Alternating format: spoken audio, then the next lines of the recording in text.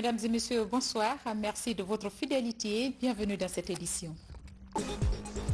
À la une ce soir, développement à la base, le FODEL débloque 80 milliards de francs guinéens destinés au projet des jeunes et des femmes de la localité de Siguirin. Le montant va favoriser la création des activités génératrices de revenus.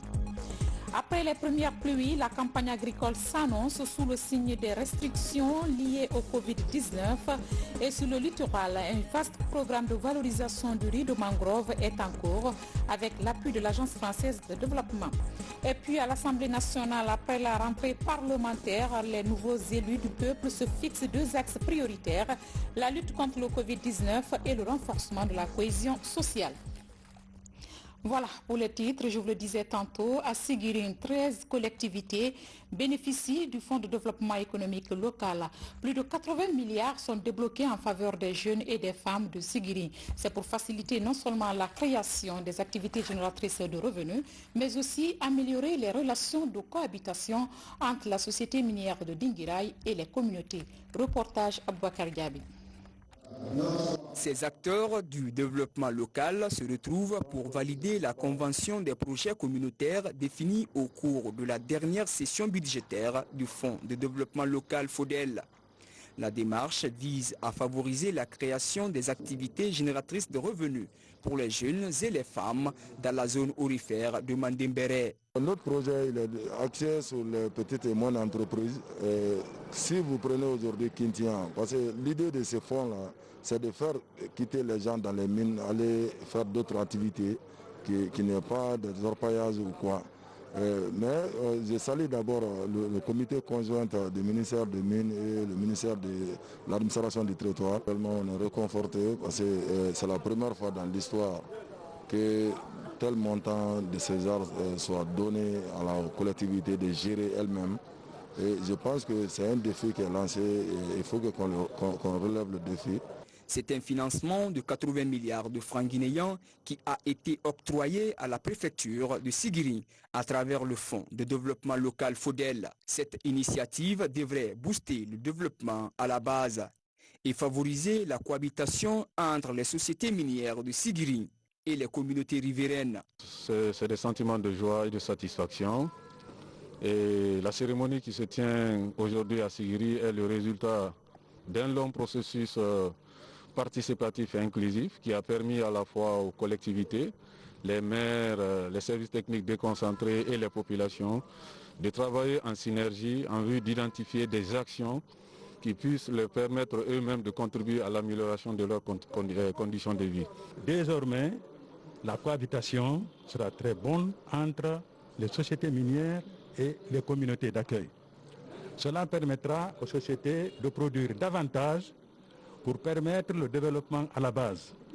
Un geste que le gouverneur de la région administrative de Kankan apprécie avant d'inviter le comité conjoint à l'exécution normale des projets économiques pris en compte. Nous avons rappelé les termes de cette convention et nous avons souhaité que cette initiative du chef de l'État, qui est la première, le Fonds de développement local, coïncidant avec une nouvelle génération d'élus, nous avons souhaité alors à ce FODEL pour cette première année que ce soit déjà une réussite. Ce montant mobilisé pour le développement local de la zone va financer les projets socio-économiques axés essentiellement sur la saponification, la teinture, le maraîchage, le reboisement, l'aménagement et la mise en valeur des terres cultivables. Pendant ce temps, l'heure est aux préparatifs de la campagne agricole 2020. Au lendemain des premières pluies dans les grands bassins de production, la campagne s'annonce sous le signe des restrictions liées au Covid-19. Cependant, un vaste programme de valorisation du riz de mangrove est en cours sous le littoral. Fodé Camara nous signe ce reportage.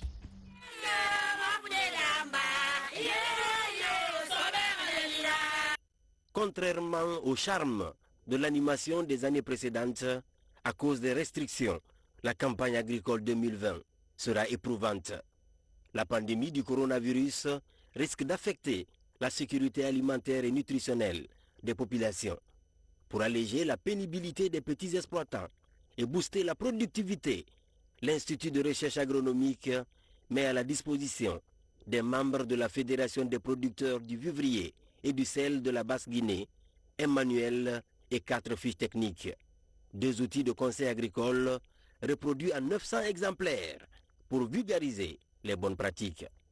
Les documents dont nous venons de faire la remise à nos partenaires, notamment à l'Amproca et aux organisations paysannes, portent sur l'entretien de la fertilité des sols de mangrove, la restauration de la fertilité des sols de mangrove, l'amélioration des infrastructures d'aménagement, mais aussi la mise en œuvre des bonnes pratiques agricoles. En tant que premier technicien auprès des producteurs, nous saurons passer le message au bon moment et pour la bonne utilisation. Transition entre la mer et le continent, la mangrove est un écosystème très complexe où l'une des principales activités est l'agriculture. Dans cette grande zone de production, l'objectif de ces fiches techniques est d'améliorer quelques pratiques culturelles locales peu productives. Ces fiches techniques judicieusement utilisées vous permettront d'améliorer vos connaissances, vos pratiques culturelles, vos rendements et vos productions de riz. Ainsi, vous contribuerez davantage à la sécurité alimentaire de notre pays et à la création de richesses en vue de réduire la pauvreté en zone rurale. Pour freiner les remontées salines et aider les producteurs à restaurer la fertilité des sols, au-delà des fiches techniques, un programme d'appui institutionnel des chercheurs et autres acteurs est mis en branle par le projet SARITEM, système d'activité risicole en territoire de mangrove. Il est prévu dans le cadre de ce programme l'octroi de 36 motos au niveau de tous les opérateurs, et l'IRAG étant l'un des opérateurs clés, donc doit avoir 4 motos, et en tout vous avez aussi 6 véhicules que nous déployons dans le cadre du SARITEM, et l'IRAG aussi aura un véhicule. Ces outils didactiques mis à la disposition des producteurs vivriers prévoient aussi des leçons pour la production de semences avec des modules sur la mise en place d'une pépinière améliorée. Direction l'hémicycle, une semaine après l'installation de la 9e législature, l'heure est à l'élaboration des grands chantiers. Plusieurs défis attendent les nouveaux élus du peuple, mais 2 priorités sont à l'ordre du jour. Il s'agit de la lutte contre le Covid-19 et le renforcement de la cohésion sociale. Compte rendu Ablaye Ninguilande Diallo. Plusieurs autres défis s'imposent à la nouvelle législature. Mais pour le président du Parlement guinéen, ce qui est plus urgent reste et demeure la lutte contre le coronavirus. Au regard de l'allure de la propagation du virus en Guinée à ce jour, la situation doit préoccuper toutes les sensibilités. Nous devons abandonner tout pour se lever comme un seul homme pour lutter contre cette pandémie qui ne regarde pas qui est de la mouvance, qui est de l'opposition, qui est malinqué, qui est Soussou, qui est Pelé ou qui est Peul. Elle attrape tout le monde. Et le danger est que ceux qui sont à même de nous aider sont en train de se débattre comme des diables pour échapper à cette maladie. Par ailleurs, l'ancien président du groupe parlementaire de la majorité de la dernière législature ne compte pas désarmer pour la protection de l'union sacrée des fils de notre nation. C'est pourquoi l'honorable Amadou Damaro Camara tend la main à toutes les composantes couches sociales du pays dans le but de construire la Guinée de demain.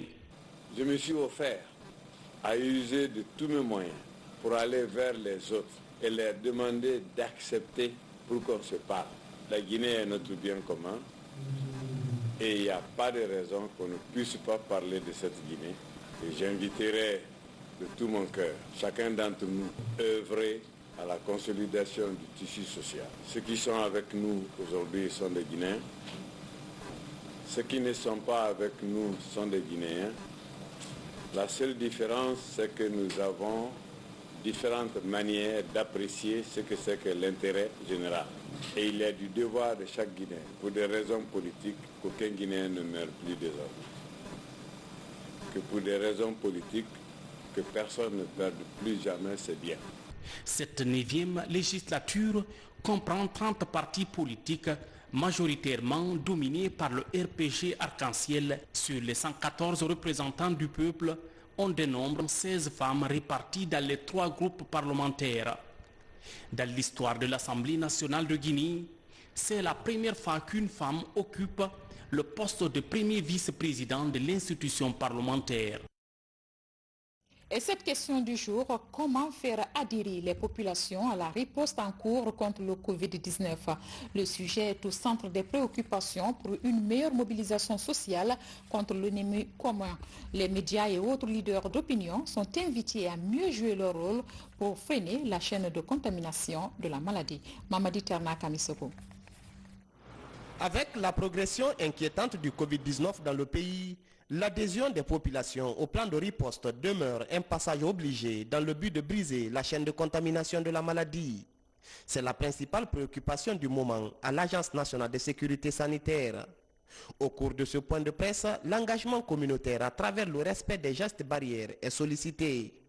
Mieux, invite est faite aux citoyens à faire confiance aux structures sanitaires pour la prise en charge des malades. L'une des recommandations justement, c'est d'amener les communautés, les populations à comprendre que garder un cas suspect à la maison est un fait extrêmement grave parce que ça complique la situation à l'État et à tous les partenaires dans la réponse parce que ça ne contribue pas à protéger la personne, déjà soi-même, parce qu'il faut que le malade aille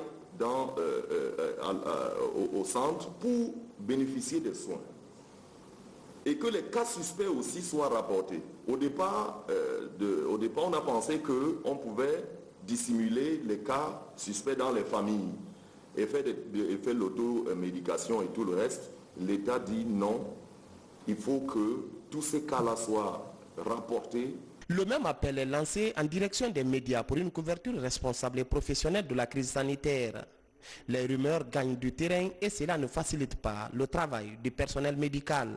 Aujourd'hui, nous sommes en train de travailler en collaboration avec les partenaires pour la mise en place d'une unité de veille numérisée de gestion des rumeurs au sein de l'agence qui va être tenue par une équipe fixe en permanence. Donc ce projet est en cours. Peut-être d'ici 1 à 2 semaines, il va commencer à fonctionner. Un guide d'information et de conscientisation des citoyens sera prochainement mis à la disposition de la presse, ce qui devrait faciliter la sensibilisation dans le but de lutter contre le coronavirus. En bref, cette bonne nouvelle, sachez que le directeur de l'ANSS, le Dr Sakoba Keita, est sorti du CTE de Covid-19, ceci après son dernier test qui s'est révélé négatif. L'annonce est faite cet après-midi même par le département de la communication de l'ANSS. Prompte guérison à tous les autres malades aussi. Et puis, l'armée guinéenne poursuit son combat pour endiguer la pandémie du Covid-19. En plus de la campagne de sensibilisation dans les garnisons militaires, elle vient d'offrir des kits sanitaires au personnel de la Grande Muette. Il s'agit de 30 000 masques confectionnés par les militaires eux-mêmes. Le point avec sergent-chef Aboubakar Kamano, correspondant de la presse militaire. Pour lutter efficacement contre la pandémie du Covid-19 dans notre pays, les hommes en uniforme se rangent en ordre de bataille. Depuis le 22 avril dernier, la hiérarchie militaire a initié une campagne de sensibilisation dans les garnisons militaires de la capitale. L'opération est pilotée sur le terrain par le service de santé des armées. C'est l'état-major de l'armée de mer et le bataillon d'infanterie du camp Kamaïn qui ont constitué la 3e étape de ce travail. Je remercie beaucoup l'hiérarchie militaire qui a eu cette initiative de vous faire venir vers nous. Avant votre arrivée, on avait déjà pris beaucoup de dispositions. Dans la même optique, le ministère de la Défense nationale a fait ce jeudi un don de kits sanitaires aux hommes en uniforme. Il s'agit de 30 000 masques de protection sanitaire. Ces masques lavables confectionnés à l'usine militaire du camp Alpha Yaya Diallo seront distribués au personnel militaire. Son Excellence, Monsieur le ministre d'État, me charge de vous transmettre 30 000 masques fabriqués par notre usine militaire afin que nos militaires puissent, n'est-ce pas, participer activement à la coupure de la chaîne de transmission. En application du décret relatif à l'état d'urgence sanitaire sur toute l'étendue du territoire national, plusieurs dispositions ont été prises, parmi lesquelles le port obligatoire des masques. Au nom de Monsieur le Président de la République, le professeur Alpha Condé, chef des armées, et de Monsieur le ministre d'État, chargé des affaires présidentielles, ministre de la Défense nationale, je vous remets ces 30 000 masques pour le bon usage au profit de la troupe. Toujours à l'avant-garde du peuple pour le bien-être sécuritaire des populations, l'armée guinéenne est sur tous les fronts. Pour rappel, cette armée, à travers le ministère de la Défense nationale, a récemment offert une importante quantité de riz à l'Agence nationale de sécurité sanitaire, l'ANSS. Au moment où le Covid-19 focalise tous les regards, un autre fait nous interpelle. Il s'agit bien de l'insalubrité de la ville de Conakry. Déjà, avec les premières pluies, les chaussées sont inondées par des tas d'ordures issues des caniveaux. Un fait qui dénote le retard mis cette année pour le curage des caniveaux et l'opération d'assainissement. Saint-Martin Fasnaduno nous fait le point. À l'annonce des grandes pluies, les ordures sont sorties des caniveaux. Sur l'autoroute Fidel Castro, les riverains commencent à se plaindre. Aïssata Dansoko habite à la Cité de l'Air depuis des années. À 4 reprises, elle assiste à la libération du canal principal d'évacuation des eaux de pluie par le ministère de la Ville. Mais les ordures y demeurent, surtout à l'issue des premières pluies qui se sont abattues sur le quartier. On vit dans le calvaire ici. Dès qu'il y a le moment de pluie, on est dans ça. Tous les ordures qui quittent Bambeto, Amdalé, jusqu'à où ça vient par là, on ne vit pas très bien. Et les maisons qui sont là, ça risque de tomber. Et on est exposé par ça aujourd'hui. Il y a le virus encore. À l'image des autres points critiques de Conakry, les actes d'incivisme sont dénoncés. Dans les quartiers Makia Touré, Bonfi, Hermankono, les déchets sont produits et déversés dans ces canals. C'est une conduite d'eau qui traverse le grand marché Bonfi jusqu'à la mer. De nos jours, cette conduite est bouchée. C'est le patron du grand marché qui nous a adressé un courrier dans notre société, dans notre bureau là-bas, pour venir assainir dans le fossé. Comme il y avait beaucoup de jardins ici, c'est pour une semaine on travaille ici. C'est pour dégager le passage. Quand on enlève les jardins dans le fossé, l'eau vient, le grand pluie vient, l'eau peut passer librement. Mais comme ça, là, si on laisse comme ça, là, si l'eau vient, grand pluie vient la nuit, ça va poser beaucoup de dégâts. Partout là où il y avait les passages bouchés, on a débouché.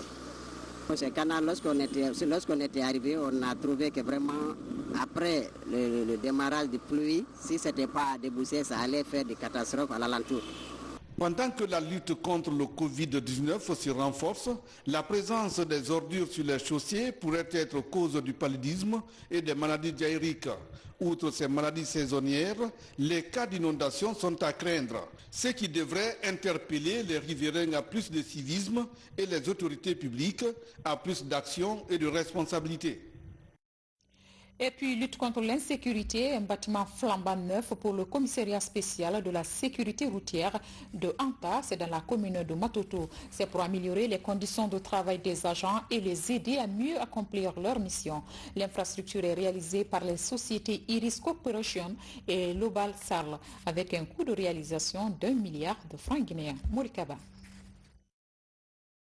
Désormais, le commissariat spécial de la sécurité routière de Anta est un bâtiment flambant neuf qui force l'admiration du visiteur. Le bâtiment comporte 10 bureaux, une salle de réunion, un magasin, 8 toilettes et 3 violons pour un coût total d'1 milliard de francs guinéens. Cet édifice est fruit du partenariat avec la société Iris Corporation et Luba Sarl. Comme vous le savez, la construction des édifices administratifs relève du domaine de l'État. Mais le développement d'une nation, tout comme la lutte contre l'insécurité, est l'affaire de tous. C'est dans ce cadre, et surtout dans le but de donner un nouveau souffle au partenariat qui existe entre nos deux institutions, que nous avons jugé nécessaire d'offrir ce bâtiment flambant neuf au département en charge de la sécurité. Je remercie le président Alpha Condé pour nous avoir donné la chance de contribuer au développement de notre pays. Ce commissariat que vous avez l'insigne honneur d'inaugurer aujourd'hui est l'un des commissariats de la commune de Matoto, chargé de régler le trafic routier, protéger les personnes et leurs biens. Ce magnifique bâtiment est une réalisation qui nous va droit au cœur et nous motive davantage au travail bien fait et à un comportement recommandé par la déontologie policière sur la voie publique. Je vous garantis que ce bâtiment mis à notre disposition sera utilisé à bon escient. Ce nouveau commissariat, construit par Iris Corporation et Louba Sarl, est une des multiples réalisations de la société. Quand on voit ce dispositif, avec les bureaux flambants neufs, tous carrelés avec des douches internes, on est vraiment fiers. Au nom de la police nationale, au nom du ministre de la Sécurité, nous voulons remercier la société Iris pour avoir respecté en tout cas les clauses qui leur lient à la police nationale et pour avoir réalisé la promesse qu'ils ont eu à faire en nous sortant ce commissariat qui est un commissariat spécial très important dans nos dispositifs de sécurité routière. C'est à l'actif de la coopération publique-privée, c'est à l'actif du professeur Alpha Condé, c'est aussi à l'actif de la société Iris. Un autre immeuble en construction à la cité ministérielle devra abriter la direction centrale de la police aux frontières. Mesdames et messieurs, juste après ce journal, vous suivrez le Téléthon, tous contre le Covid-19. Ainsi prend fin cette édition. Un grand merci à vous pour votre aimable attention. Prenez soin de vous et de vos proches. Que Dieu veille sur nous en cette période de pénitence. Bonne soirée, à demain.